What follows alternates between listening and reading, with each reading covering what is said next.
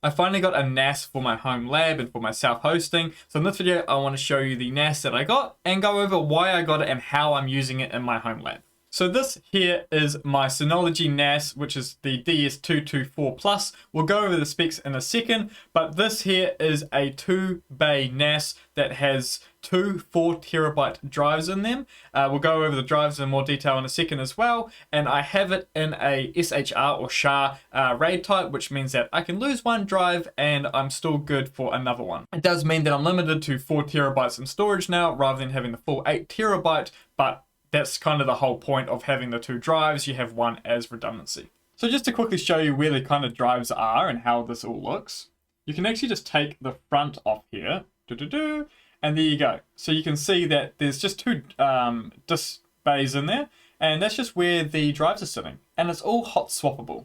So that just means if one fails, I can just go to the shop, buy another drive, put it in, and then all the redundancy and stuff, all the copies will go over as I need it. So to quickly go over the specs of my new NAS. So this is the disk station, so the DS224 Plus. Now, I've always wanted a Synology NAS, and there's a few reasons why, and I'll go over those in a second, but to quickly go over the hardware specs. Now, when it comes to a NAS, like, it depends on how you're going to use it, whether or not, these specs matter for you.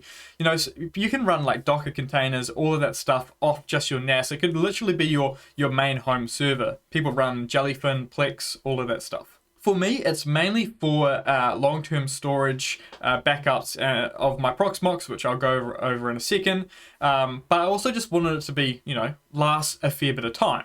So you can see here, it's just got one CPU in it. I say just one CPU, that's kind of normal for NASs.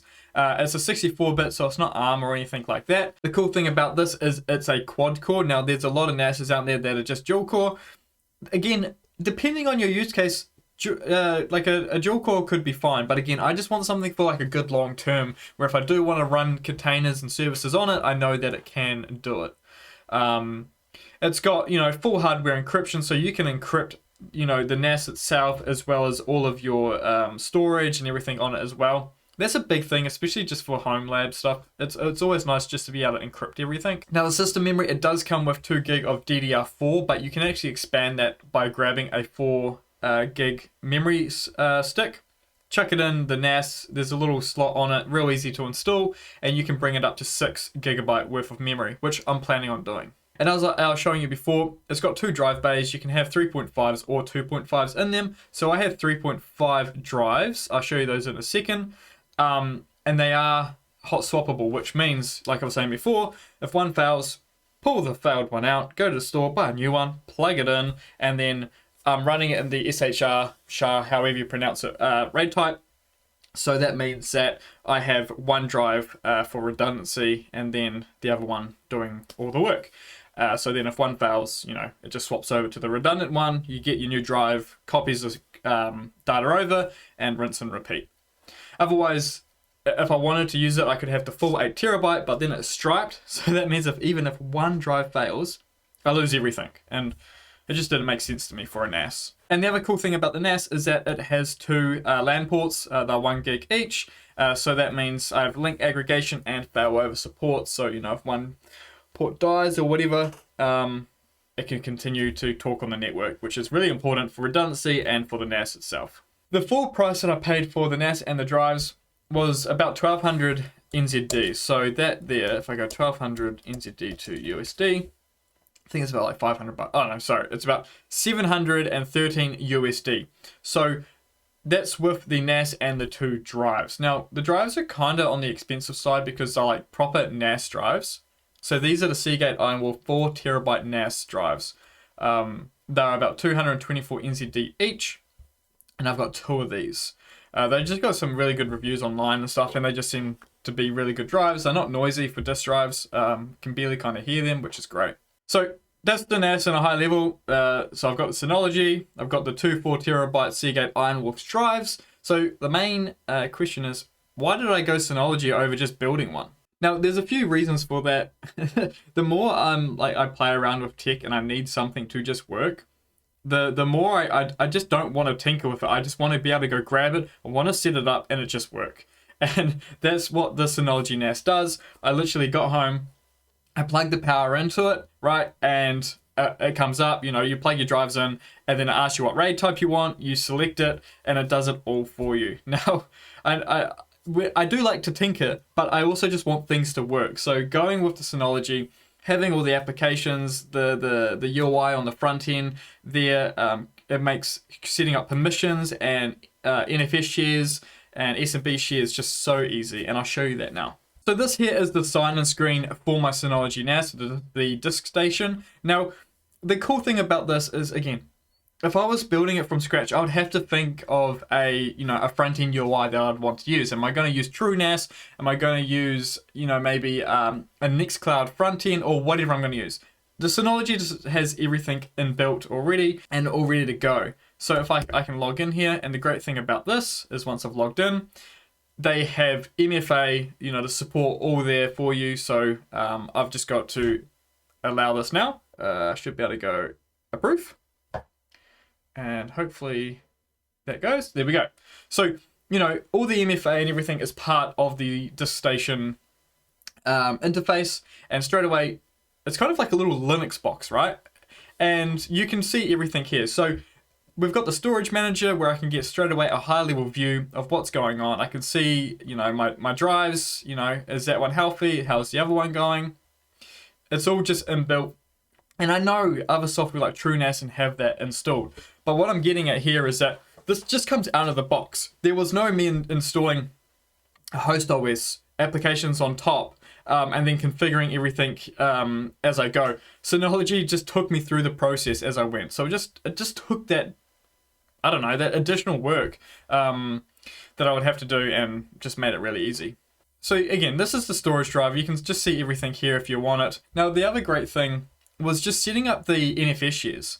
So these are some of the shares that I have here on the left-hand side here. So you can see I just have like a general network share that all of my servers connect to. So there's my TechDocs, Raspberry Pi, the Alzim, and the Electron Cloud. And, I have the NAS set up so all of my servers have a mount to my NAS. So then I can share any folders or whatever between my servers really easy by just going, hey, look, I want to share this MK Docs, my document web server, all the files and everything, onto my NAS. So then, let's say if my web server ever went down, my Raspberry Pi can go to that NAS location, the NFS share, grab that MK Docs and just run it up, right? If I need to share files between my devices, having an NFS share makes life so much easy.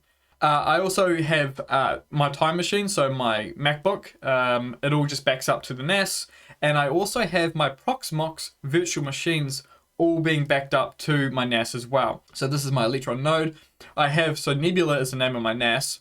This is just general storage as well. So if I need ISO images, if I want to create some VMs to be stored on the NAS, I can do that as well, adding just a bit more storage to my home network. You also have things like the Synology photos. So all of my photos are they're uploaded to iCloud by default, but they're also going to Synology Photos as kind of like a backup measurement. If anything ever happened to iCloud or whatever, I have everything on the NAS as well. And then whenever I'm away from home and I need to access files and stuff like that, you have Synology Drive, which is essentially like a Dropbox or a Google Drive or whatever.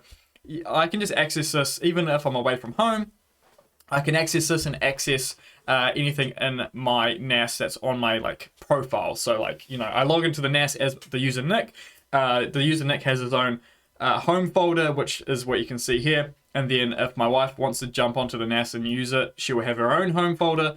It's just all just works out of the box. And like I was saying before, depending on how I want to use this NAS, you've got the package center, and you can really get quite heavy in making this like your main use for your home lab, like self-hosting. You could just run everything off the NAS if you wanted to.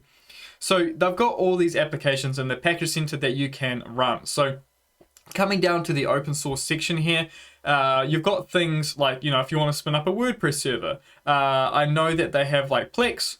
Yep, Plex here. If you want to run anything else like that, Tailscale, to be able to access this remotely using Tailscale, you can do all of that.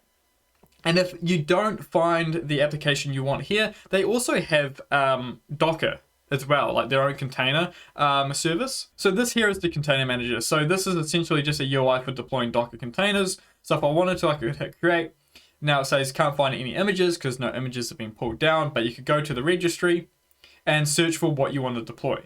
So say if I want to deploy a Nginx container, I can click on it, hit download, and that will download the Docker image for Nginx. Once it's downloaded, I can then just deploy it, and it's all being served by the NAS. So it's just a computer, right? It's just the same as any other computer. It's been built for the sole purpose of being a NAS. So like I was mentioning before, and I'll just quickly show you, I just have the NAS. It has, those NFS shares, and then they're all just mounted onto all of my machines, so I can just share files as I need to, or just use it as storage. So for example, I can go to change directory into mount, and then it's just the NFS, not NFS, NAS. And then I'll just clear that screen, hit ls, and you can see those exact same folders that I have here that were in the Synology screen you're just looking at before. Electron Cloud, Alzum, TechDocs, if I go back over to the terminal, same thing. So everything can just be managed here. All the permissions for these folders can all be managed here. So, tools, or the settings, you can see here, we've got the security, we've got the general, we can set up the shares and the permissions all via the NAS. So if I only want certain IPs to be able to connect to it, it's all managed here. It's not command line or anything like that. It's just very straightforward. So yeah, that's my NAS, and that's how I'm using it at the moment. So a key thing to remember though, a NAS isn't a backup solution. It's good storage for the home lab, but you really need it to live somewhere long term. So I also just have my NAS being pretty much all the files on it compressed and stored in a cloud provider service that I have, and then everything's stored up there. So if my NAS ever broke, I can then just get a new NAS or whatever and pull those files down. Or with Synology, you can actually have like a friend or an offsite somewhere having another NAS that it actually just backs up to, which is awesome as well. But yeah, that is my NAS. That's why I went with the NAS, and that's how I'm using my NAS. I'm keen, if you have one, I'm keen to hear what you're running. Did you build it yourself? How's that working for you? How are you using your NAS in your home lab? And yeah, how does the redundancy look? Jump into the Discord if you're keen to discuss NASs or anything self-hosting. Link in the description is there. And also thank you to my YouTube members. They will be above or to the side somewhere. Thank you so much for your support as well. It's awesome. Feel free to jump and become a member. You will get one-on-one support with me as you need it via the Discord or whatever method you prefer. And then thank you so much, and I will see you in the next video. Goodbye.